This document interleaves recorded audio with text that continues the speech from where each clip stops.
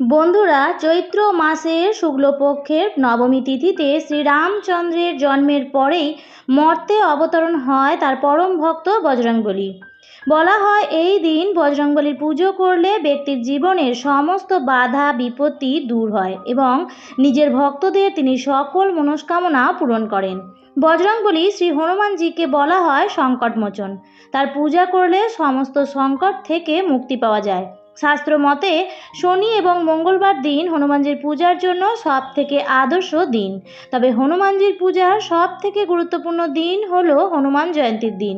কোনো ব্যক্তি হনুমান জয়ন্তীর দিন যদি ভক্তি ভরে হনুমানজির উদ্দেশ্যে এই একটি পাতায় নিজের মনোবাসনা লিখে হনুমানজিকে যদি নিবেদন করেন, তাহলে হনুমানজি তাতেই প্রসন্ন হয়ে সেই ব্যক্তির মনস্কামনা পূরণ করেন।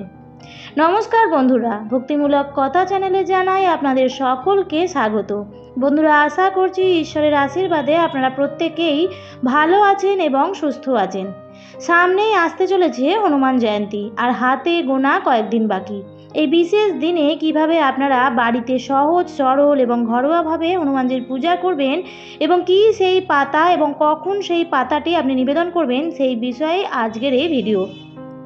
তো চলুন বন্ধুরা, ভিডিওটি শুরু করা যাক। মূল পর্বে যাওয়ার আগে সকল বন্ধুদের কাছে একটাই অনুরোধ করব যে ভিডিওটি সম্পূর্ণরূপে দেখবেন এবং ভালো লাগলে অবশ্যই লাইক, কমেন্ট এবং শেয়ার করবেন। আর যদি কেউ নতুন হয়ে থাকেন এই চ্যানেলে, তাহলে অবশ্যই এই চ্যানেলটিকে সাবস্ক্রাইব করে আমার সাথে থাকবেন। তাহলে আমি আরও অনেক বেশি অনুপ্রেরণা পাবো ভালো ভালো কাজ করার এবং আপনাদের জন্য এইরকমই ভালো ভিডিও উপহার দেওয়ার। বন্ধুরা, সবার প্রথমেই জেনে নেওয়া যাক এই বছর হনুমান জয়ন্তী কবে পড়েছে। ধর্মীয় বিশ্বাস অনুযায়ী চৈত্র মাসে পূর্ণিমা তিথিতে হনুমানজির জন্ম হয়েছিল, তাই বিশেষ দিনটিতে হনুমান জয়ন্তী পালন করা হয়ে থাকে। ভক্তরা সারা বছর অপেক্ষা করে থাকেন এই হনুমান জয়ন্তীর জন্য। এই দিনে বিশেষভাবে হনুমানের পূজা অর্চনা করলে হনুমানজি তার ভক্তদের ডাকে অবশ্যই সাড়া দেন এবং তাদের মনোবাসনা পূর্ণ করেন। বন্ধুরা, চিরঞ্জীবী সংকটমোচন হনুমানজি আমাদের জ্ঞান, বুদ্ধি এবং সাহস প্রদান করেন। তিনি আমাদের সকল দুঃখ কষ্ট দূর করে আমাদের আত্মবিশ্বাসকে বাড়িয়ে তোলে। যদি কারোর জন্মকুণ্ডলিতে মঙ্গল গ্রহ বা শনিদেবের বক্র দৃষ্টি থাকে, তাহলে এই দোষ কাটাতেও সাহায্য করেন হনুমানজি। ব্যক্তির জীবনে যদি মাঙ্গলিক সমস্যা থাকে, তাহলে সেক্ষেত্রেও হনুমানজির পূজা করলে সমস্ত বাধা দূর হয়ে যায়। এবার বলি এই বছর হনুমান জয়ন্তী কবে পড়েছে। এই বছর হনুমান জয়ন্তী পড়েছে বাংলার 10ই বৈশাখ 1431, ইংরেজির 23শে এপ্রিল 2024 মঙ্গলবার দিন। পূর্ণিমা তিথির লাগছে সোমবার রাত্রি 2:56 থেকে থাকবে মঙ্গলবার শেষ রাত্রি 4:32 পর্যন্ত। এবার আমি আপনাদের বলে দেবো এই বিশেষ দিনটি কিভাবে আপনারা বাড়িতে হনুমানজির পূজা অর্চনা করবেন। স্নান সেরে শুদ্ধ বস্ত্রে ঠাকুর ঘরে চলে এসে প্রথমে হাতে জল নিয়ে 3 বার ওম নমঃ বিষ্ণু বলে আচমন করে নেবেন। তারপর হাতটি আবার পরিষ্কার জল দিয়ে ধুয়ে নেবেন। বস্ত্র এবং মস্তকে গঙ্গার জল ছিটিয়ে নেবেন।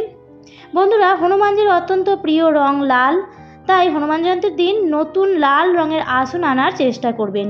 প্রথমে আসনটি শুদ্ধ করে সামান্য গঙ্গা জল ছিটিয়ে নিয়ে তারপর ফুলের পাপড়ি ও গোটা আতপ চাল কিছু ছড়িয়ে দেবেন এবং তারপর হনুমানজির ছবি বা বিগ্রহ যা থাকবে সেটি আপনি বসিয়ে দেবেন। তবে তার আগে শুদ্ধ জল দিয়ে জলের মধ্যে কিছুটা ফুল, তুলসী পাতা, অগুরু মিশিয়ে সেই জলটি দিয়ে অভিষেক করে নিতে হবে।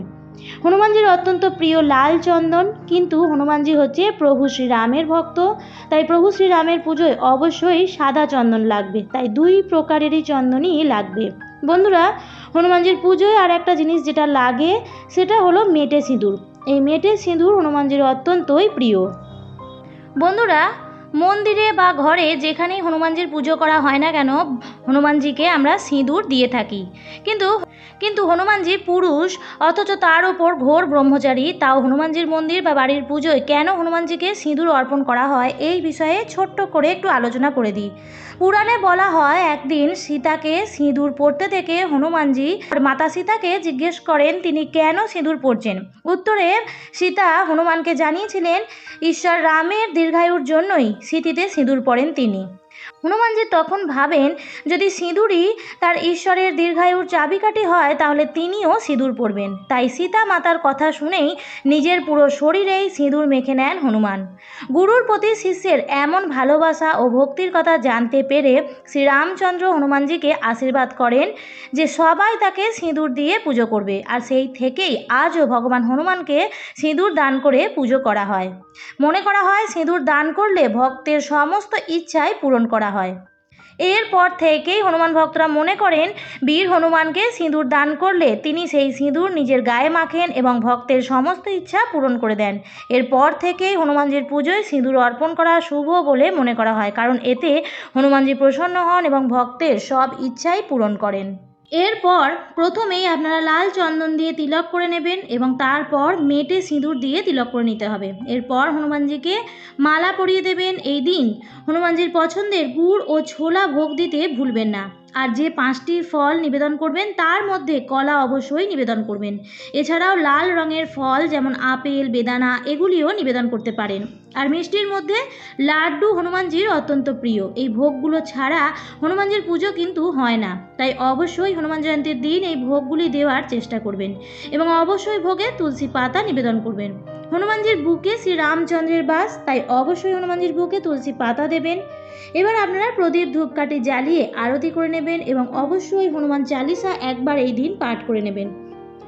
এবার বলবো কি সেই পাতা যা হনুমান জয়ন্তীর দিন হনুমানজিকে নিবেদন করবেন।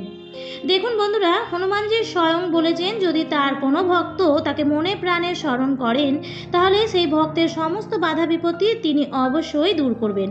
শনিদেবও এই প্রসঙ্গে বলেছেন তার ভক্তদের শনিদেব কখনোই তার বক্র দৃষ্টি প্রদান করেন না। তাই হনুমান জয়ন্তীর দিন পারলে অবশ্যই বজরংবলী হনুমানের পূজা করুন, দেখবেন আপনার সকল বাধা বিপত্তি দূর হয়ে যাবে। এবার বলি বন্ধুরা, যদি আপনাদের কোনো বিশেষ মনস্কামনা থাকে তাহলে আপনারা এই হনুমান জয়ন্তীর দিন 11টি অশ্বত্থ পাতা বা বট পাতার উপর লাল চন্দন বা সিঁদুর এবং জুঁই তেল দিয়ে জয় শ্রীরাম লিখে হনুমানজির উদ্দেশ্যে সেই পাতার মালা তৈরি করে হনুমানজিকে নিবেদন করুন এবং আপনি তারপর আপনার মনের প্রার্থনাটি হনুমানজিকে জানান। দেখবেন আপনার সেই প্রার্থনাটি নিশ্চিত রূপেই পূরণ হবে।